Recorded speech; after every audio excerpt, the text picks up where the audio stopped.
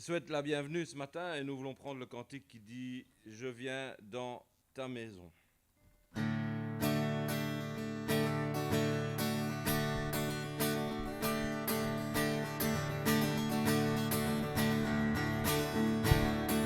Je viens dans ta maison, je veux te rencontrer, tel que je suis maintenant aimée.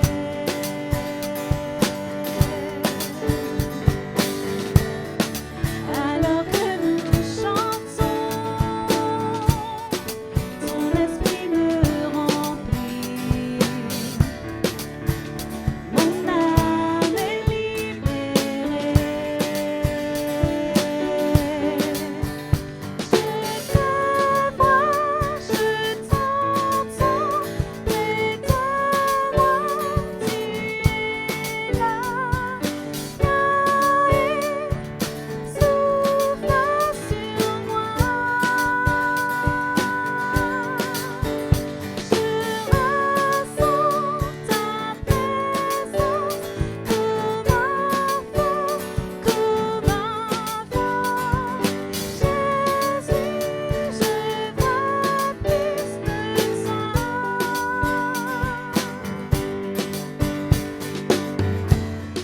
Je viens dans ta maison,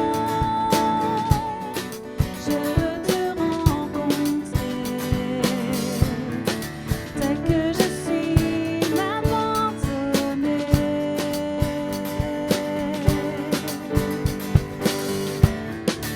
Alors que nous chantons, ton esprit me remplit. Mon âme est libérée.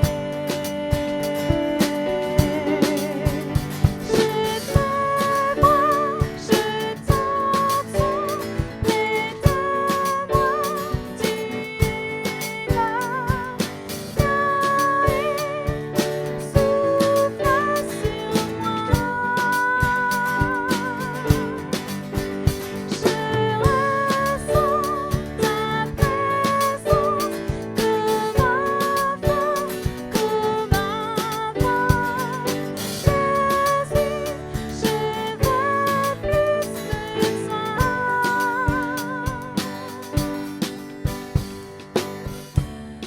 Je viens dans ta maison.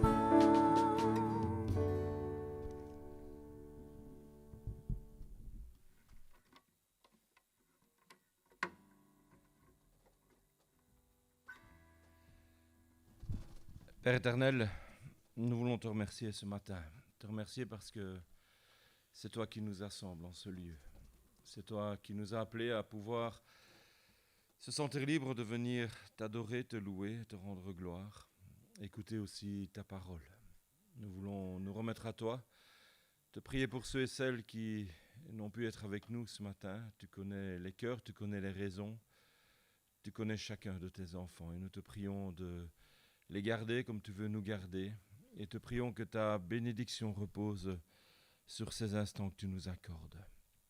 Que nos cœurs soient libres de t'apporter notre reconnaissance ce matin, libres de t'écouter. Que ton esprit puisse encore nous faire profiter de ta grâce, de ta joie, de ta paix. C'est dans le nom de Jésus que nous voulons nous tourner vers toi et te remercier pour l'action que tu as au fond de nos vies. Amen.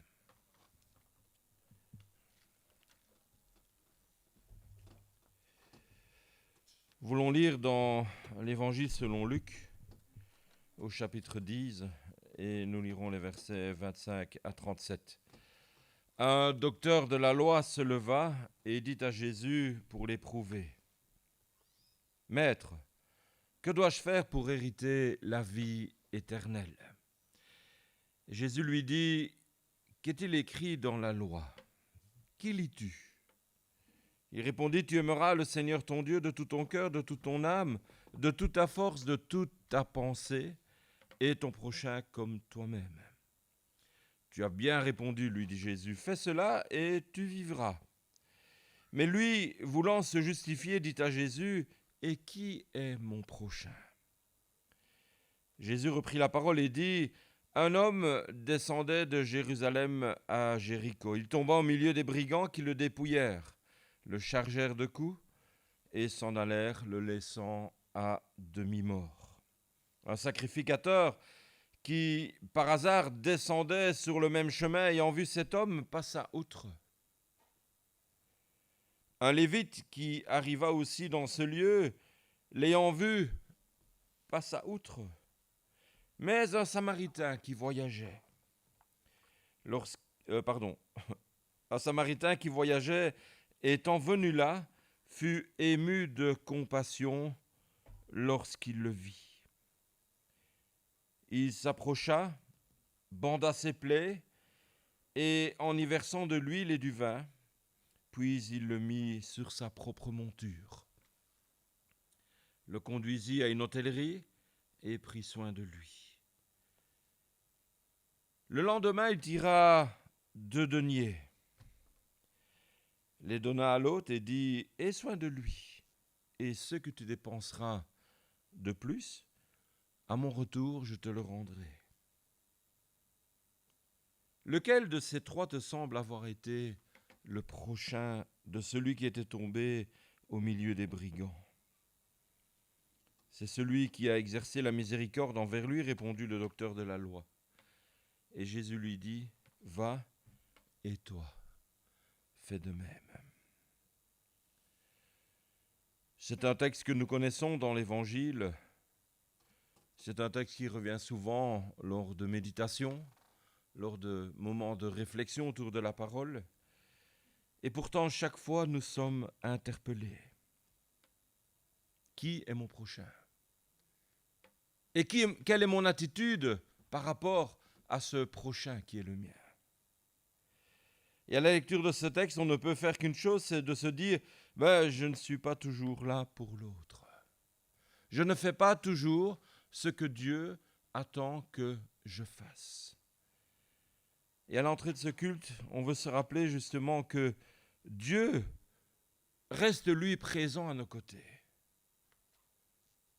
toujours prêt à nous secourir, toujours prêt lorsque nous ne faisons pas ce qu'il attend de nous, à nous pardonner. Lorsque nous chutons, toujours prêt à nous relever. À l'entrée de ce culte, on veut se rappeler cette bonté de Dieu à notre égard, ce pardon qu'il nous offre, sa bienveillance, sa fidélité pour notre vie. Et on veut prendre le cantique 501 qui dit « Souffle, souffle de Dieu, nous t'accueillons, viens purifier nos cœurs. » On a besoin d'être remis en question continuellement. On a besoin de pouvoir se remettre devant le Seigneur et de pouvoir lui demander simplement « Seigneur, aide-moi à faire ce que tu attends que je fasse. Aide-moi à être là pour mon prochain. » Que je ne reste pas refermé sur moi-même et que je ne vive pas seulement pour moi, mais que je puisse aller vers l'autre et apporter cet amour que tu m'as donné, que je puisse le partager. Et si ce n'est pas le cas, Seigneur, alors j'ai besoin que ton esprit m'enseigne ces choses. Et je veux te demander pardon. Souffle,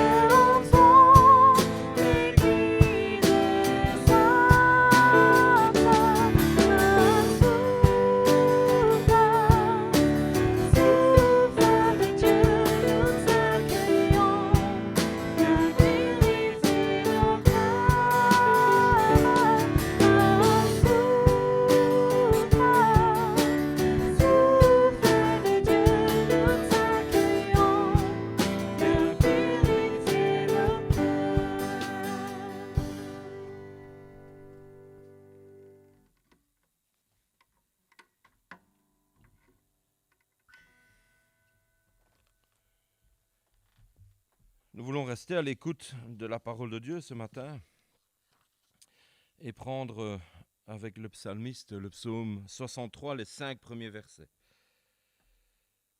Psaume de David lorsqu'il était dans le désert de Juda. Ô Dieu, tu es mon Dieu, je te cherche. Mon âme a soif de toi, mon corps soupire après toi dans une terre aride, desséchée et sans eau. C'est pourquoi je t'ai contemplé dans le sanctuaire pour voir ta force et ta gloire. Car ta bonté vaut mieux que la vie, et mes lèvres célèbrent tes louanges. Ainsi, je te bénirai toute ma vie. Je lèverai mes mains en faisant appel à toi. Dans les psaumes, le psalmiste nous laisse découvrir un peu ses états d'âme. À combien de reprises on peut voir David ou d'autres qui passent par des moments difficiles et qui nous disent « Seigneur, c'est à toi que j'ai regardé. C'est toi que j'ai cherché. C'est en toi que j'ai cherché mon refuge. Alors que tout était sec, aride, sans eau, toi, Seigneur, tu m'as abreuvé. Et je regarde à toi pour contempler ta force et ta gloire. Parce que ta bonté vaut mieux que la vie. À combien de reprises, il faudrait relire toute l'histoire de David, mais David s'est senti menacé pour sa vie. Et il dira à Dieu, ta bonté, Seigneur, vaut mieux que la vie. C'est à toi que je veux regarder. Et je veux que ma bouche célèbre tes louanges. Je veux te bénir toute ma vie. Et je veux lever les mains en faisant appel à toi. Quand on fait cela, on peut s'imaginer un enfant qui veut être pris, mais on peut aussi s'imaginer lever les mains vers Dieu pour lui dire, Seigneur, je te remercie de ce que tu es, de ce que tu fais.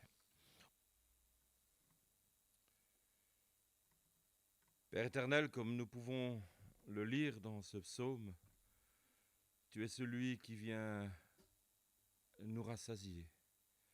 Tu es celui qui vient nous rafraîchir. Tu es celui qui vient nous faire du bien. À combien de reprises le psalmiste ne se sent pas perdu dans sa vie? Et à chaque fois, il tourne ses regards vers toi.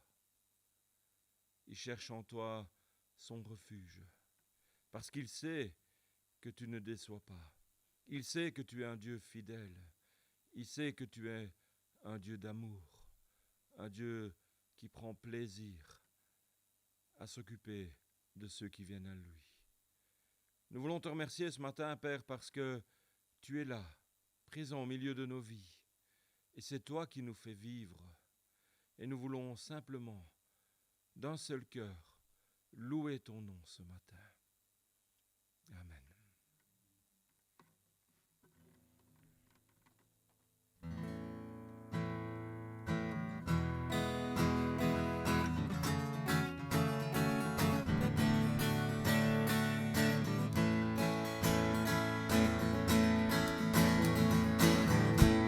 Béni soit ton nom, là où tu donnes l'abondance et déverses ta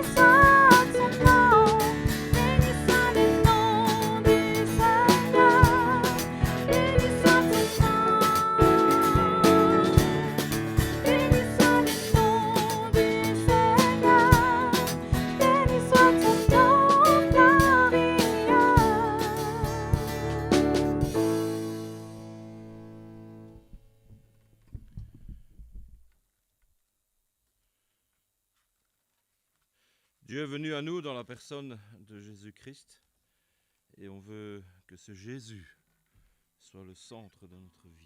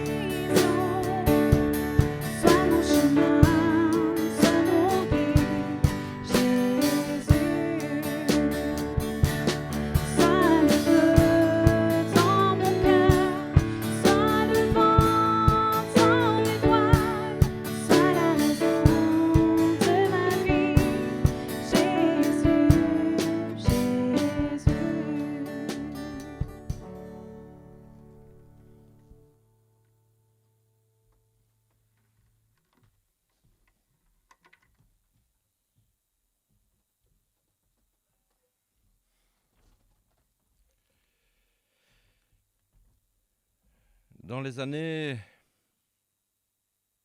57-58, pas 1957 ou 1958, mais les années au tout début de notre ère, après que Jésus soit passé sur la terre, l'apôtre Paul écrit à la communauté chrétienne de Rome et il nous laisse un petit paragraphe dans une grande épître, dans l'épître aux Romains, chapitre 12, les versets 17 à 21. Et nous voulons lire ce texte. Ne rendez à personne le mal pour le mal. Recherchez ce qui est bien devant tous les hommes. S'il est possible, autant que cela dépend de vous, soyez en paix avec tous les hommes. Ne vous vengez point vous-même, bien-aimés, mais laissez agir la colère, car il est écrit « À moi la vengeance, à moi la rétribution, dit le Seigneur. » Mais si ton ennemi a faim, donne-lui à manger. S'il a soif, donne-lui à boire, car en agissant ainsi, tu amasseras des charbons ardents sur sa tête. Ne te laisse pas vaincre par le mal, mais surmonte le mal par le bien. À la lecture de ces quelques lignes, j'ai l'impression de lire la fin d'un rapport du comité d'église.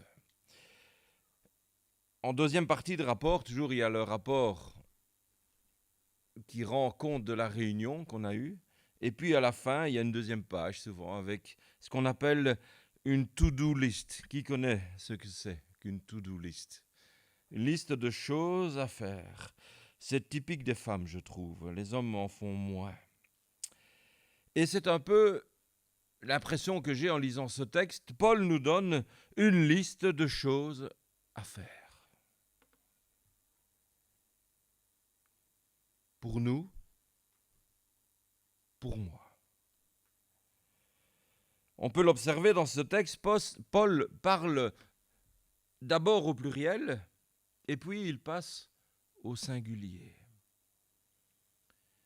Ce qui met en avant le dernier conseil qu'il donne et nous invite à faire nôtre l'effort de combattre le mal en faisant le bien. Ne te laisse pas vaincre par le mal, mais surmonte le mal par le bien.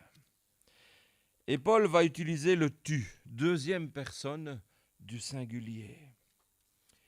Et on pourrait dire que cela fait un peu partie de sa logique théologique, Paul, qui a de grands discours et qui pourrait tenir en ces quelques mots. Si nous, chrétiens, qui sommes assemblés aujourd'hui ici ce matin et qui méditons les quelques mots de la lettre de Paul aux Romains, si nous sommes là, c'est parce que nous avons été appelés par Dieu et parce que nous avons répondu à son appel.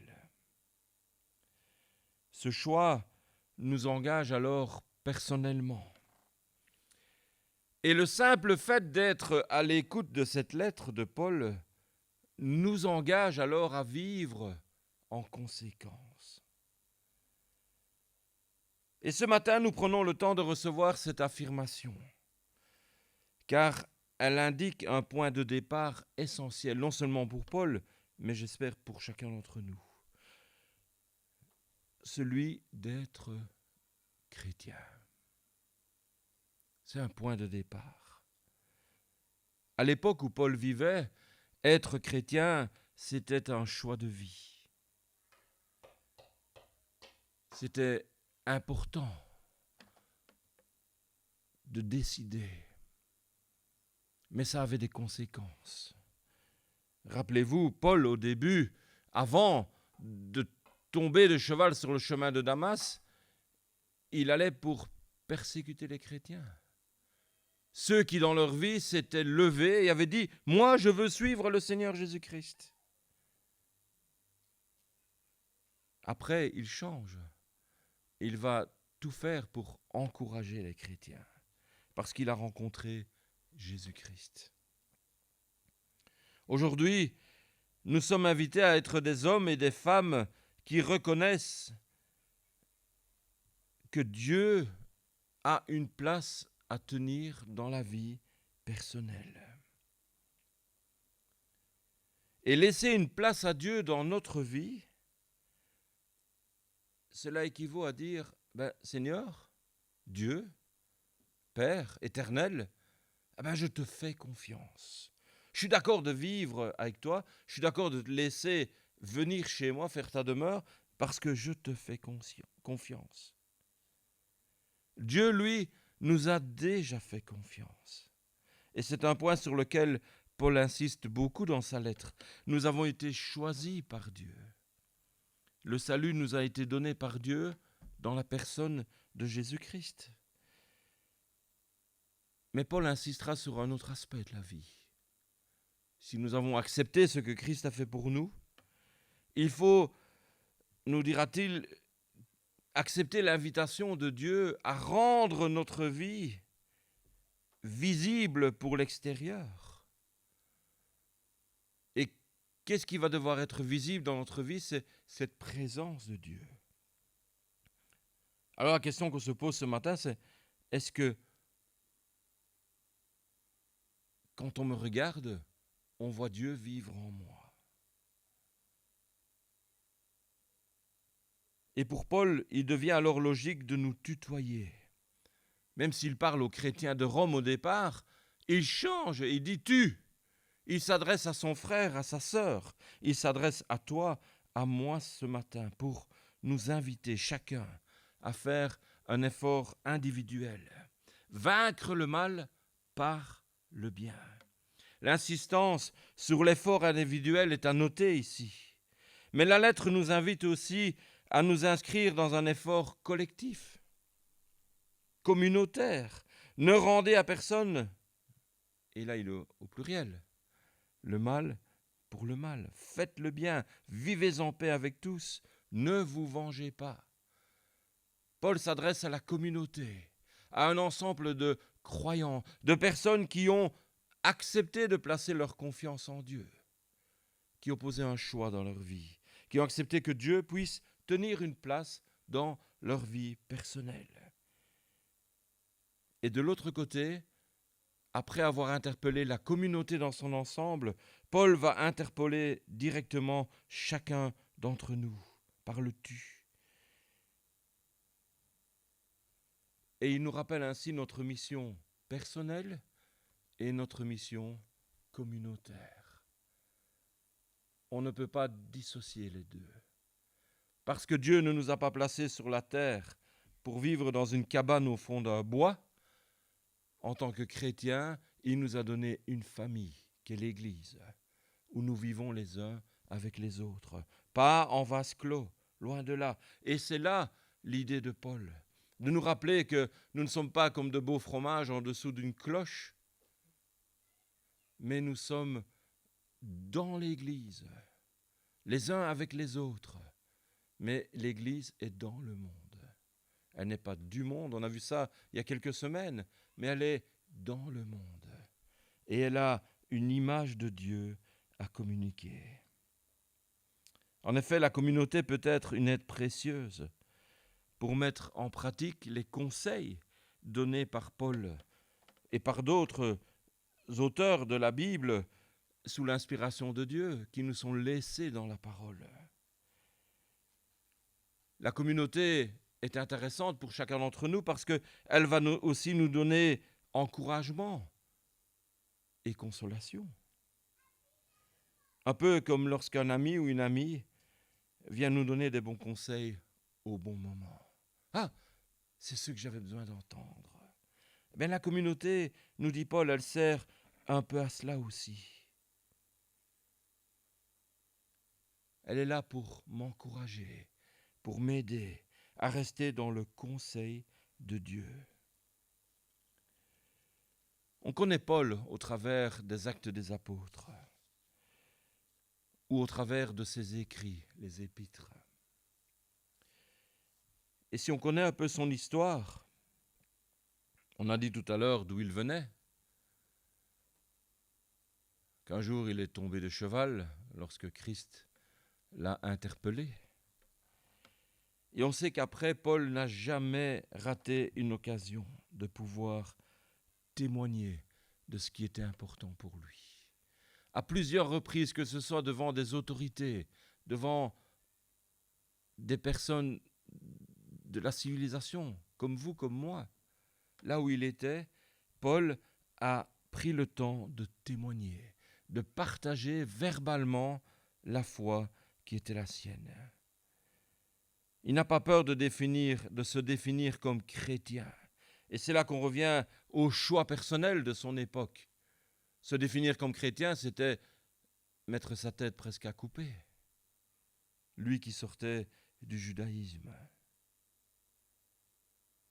Un peu comme nous, on aime à dire « je suis chrétien, je suis baptisé, je reconnais que Dieu est mon sauveur. Oh oui, j'ai laissé entrer Jésus dans mon cœur. »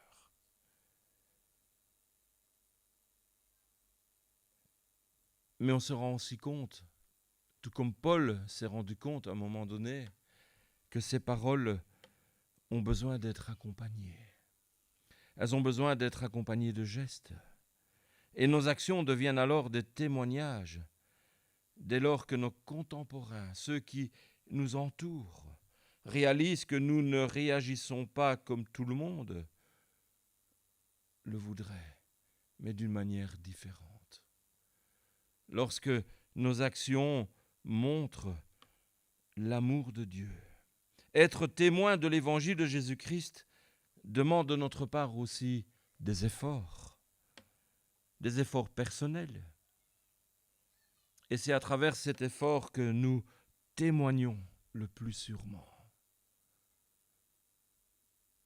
Si je me limite à parler, je ne suis qu'un beau parleur. Je pourrais reciter l'exemple de l'Évangile, qui est ton prochain, et voir l'autre dans le besoin et dire oh, « tire ton plan, tire ton plan mon ami ». Et il est vrai que ça peut nous arriver à chacun, ça m'arrive aussi, malheureusement. Quel est alors le poids de mes paroles ? Il perd son sens. Moi qui dis que Dieu, qui est amour, vit en moi, je vis sans amour. Et Paul nous encourage à produire cet effort, non pas par nous-mêmes, mais avec l'aide de l'Esprit Saint qui habite en nous. Ce qui est incroyable, c'est que Paul reste très général dans ses conseils, afin que chacun de nous trouve la manière de rendre vivante ou d'incarner la présence de Dieu au fond de nos vies. Et c'est à nous, dans notre relation à Dieu, de discerner ce qui est bon, ce qui est juste. C'est à nous, dans notre relation à Dieu, à apprendre à vaincre le mal, à faire de cette vieille lettre de l'Épître aux Romains, presque 2000 ans, vous imaginez, à faire de cette vieille lettre une lettre vivante dans ma vie, une parole pour aujourd'hui. À nous de discerner ce qui est bon et agréable à Dieu. Et on peut se dire, ça vaut la peine. Presque 2000 ans. Et depuis presque 2000 ans, des gens comme nous ont précédés et ont essayé de mettre cette lettre en pratique. Et si nous sommes ici aujourd'hui, c'est peut-être parce que nous avons été touchés, certainement par une parole de quelqu'un qui nous a témoigné de l'amour de Dieu, mais certainement aussi par un geste, par un acte qui nous a témoigné de cet amour de Dieu pour nous. Et Paul nous encourageait à choisir le bien, de vivre en paix et de vaincre le mal. Alors que nous sortons de cette longue période de confinement, où nous avons pu vivre certainement en paix à la maison, même si pour les couples ça n'a pas toujours été facile, il paraît, et beaucoup de témoignages vont dans ce sens. Il faut se rendre à l'évidence aujourd'hui. Vivre en paix à la maison n'est pas vraiment le message que Paul nous laisse. Oh, ça en fait partie, être en paix les uns avec les autres. Mais il nous demande, dans un sens général, de vivre en paix les uns avec les autres. Parce que nous sommes appelés aujourd'hui à retrouver des contacts. J'espère que le confinement n'a pas fait de nous des ermites qui vivons chacun chez soi et qui gardons juste nos contacts avec papa, maman, peut-être les amis les plus proches ou son conjoint et ses enfants. Et on s'arrête là et on fuit le contact avec les autres. Il va falloir, tout en gardant un œil sur les recommandations, la distanciation, ne pas encore se faire de bisous et ceci et cela, continuer à être bienveillant pour les autres, à retrouver un certain contact avec les autres et surtout à réapprendre ce que nous avons déjà vécu auparavant ou à continuer tout simplement à être en paix les uns avec les autres. Et c'est au contact des autres personnes que nous pouvons faire l'effort de témoigner de la présence de Dieu en chacun de nous. Par nos paroles, plus que certainement. Parce que moi, je persiste à dire qu'aujourd'hui, la prédication de l'Évangile se fait avant tout par le verbal. La foi vient de ce qu'on entend et ce qu'on entend vient de la parole de Dieu. Et ma relation à Dieu est basée sur cette parole de Dieu. C'est dans cette parole de Dieu que je peux découvrir ce que Christ a fait pour moi. Ce n'est pas parce qu'un tel me l'a raconté, non, c'est parce que le texte me le raconte. Et Dieu, par son esprit, me convainc de ces choses. Mais si j'en suis convaincu, par mes actions, par mes gestes, par ma recherche d'être en paix avec l'autre, par ma recherche du bien, je vais agir en conséquence. Dans notre méditation quotidienne, dans nos lectures, nos loisirs ou nos temps de prière, nous pouvons vivre des temps de rencontre avec Dieu. Mais Paul nous en demande plus. Il souhaite faire de chacun de nous des témoins de cette présence divine pour ceux que nous côtoyons.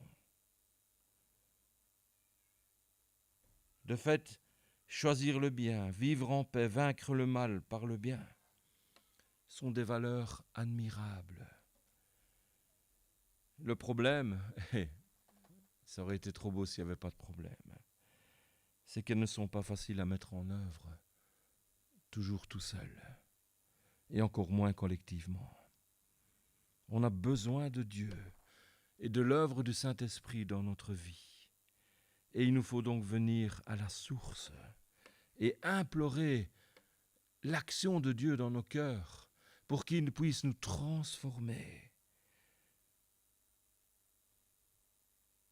Et c'est là encore où la théologie de Paul nous retrouve. Nous sommes aimés de Dieu, nous avons reçu cet amour de Dieu. À nous de trouver un moyen concret de le donner à notre prochain.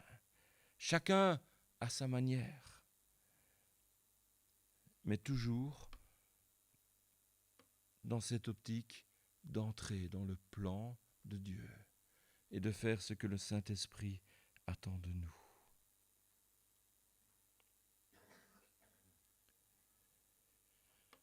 On peut comprendre les conseils de Paul, qui nous dit que c'est comme un combat à mener, en premier lieu à l'intérieur. Et face à une situation qui dérange, au lieu de réagir directement, de péter les plombs comme on dit, il nous faut apprendre à rester calme, réfléchir. Avec un peu de calme et de silence, il m'est possible alors d'entendre et de comprendre pourquoi la colère, la souffrance peuvent encore avoir place dans ma vie. Moi, je suis quelqu'un qui réagit souvent assez fort. Alors j'ai la voix qui monte. Et ce texte m'interpelle. Restez calme. Je disais à quelqu'un cette semaine qui me disait se lever très tôt pour se préparer pour aller au travail. Et le laps de temps c'était une dame, hein. Le laps de temps était super long. Je dis, mais il doit t'en dire des choses, ton miroir, le matin. Elle me disait, ça prend du temps, hein. Il doit t'en dire des choses, le miroir, le matin. Alors, bien sûr, elle, c'était pour se préparer. Mais mettons-nous devant ce miroir qu'est Dieu et qui nous renvoie l'image de nous-mêmes. Je suis dérangé, je suis dans une situation difficile. Je laisse Dieu me refléter ce que je suis. Et je garde le calme et le silence. Et je laisse Dieu alors entrer en moi et me transformer. Je ne vais plus agir en m'énervant, mais je vais apprendre à agir avec calme, avec cette envie de retrouver la paix et d'être en paix avec celui ou celle qui m'a peut-être dérangé, qui m'a peut-être fait du mal. Dieu nous interpelle. Il ne veut pas que ces voix maladroites au fond de moi puissent prendre le dessus. Il veut me transformer afin que sa voix puisse diriger ma vie. Que ce soit lui que je puisse écouter, non pas mes pensées, non pas mes colères, parce que lui veut se charger de régler les choses. Mais il veut que moi, je puisse avancer. Alors, ce n'est pas un cheminement naturel, il faut bien le reconnaître. Il relève de l'exercice spirituel, souhaité et proposé par Paul, qui le propose pour notre bien à chacun, et pour le bien de la communauté, et pour le bien de la société. Chaque situation difficile que nous sommes amenés à vivre peut devenir, pour toi et pour moi, une occasion de transformation du mal en bien. Et dans un des versets qui précède, dans le même chapitre, Paul affirme avec conviction: « Laissez Dieu vous transformer et vous donner une intelligence nouvelle. Vous vous rappelez? On a vu ça il y a quelques semaines. Soyez renouvelés. Laissez Dieu vous transformer et vous donner une intelligence nouvelle. Vous pourrez alors discerner ce que Dieu veut, ce qui est bien, ce qui est agréable, ce qui est parfait. Et on arrive là, plus loin dans le chapitre, et Paul nous donne des exemples de ce qu'il faut laisser et de ce qu'il faut rechercher pour être justement transformé, renouvelé. Que Dieu nous aide à être des témoins efficaces de son amour. C'est quelque chose qui marque dans la vie de l'Église, cette envie de communiquer l'Évangile. Mais à quoi bon parler si nos actes ne sont pas empreints de l'amour de Dieu? Que Dieu nous aide à être non seulement des chrétiens parlants qui parlent pour dire de bonnes choses, mais des chrétiens agissants qui témoignent de l'amour de Dieu dans leur vie. Amen.